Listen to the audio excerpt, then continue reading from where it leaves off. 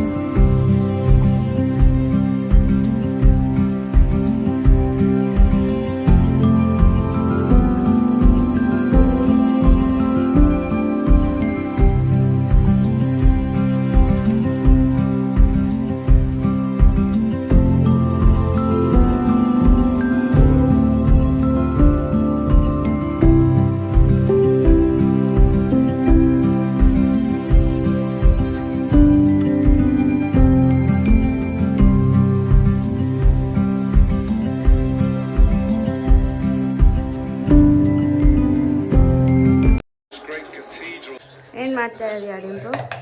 Sandwich. I see. ಇದು mayonnaise, home made mayonnaise. ಅದಿನ್ನೂ ಆಗಬೇಕಲ್ಲ? ಹಾಂ, ಆಗಬೇಕು. ಇಲ್ಲಿ ಲೈಕ್ ಏನೋ the stuffing for the sandwich ಇದೆ. ಸಿ ಇಟ್ಸ್ ಲೈಕ್ ಡಿಂಪು ಬನ್ನಿ, ಅಲ್ಲಿ ಏನೇನು ಹಾಕಿದೆ ಹೇಳ್ಬಾ. ಸೊ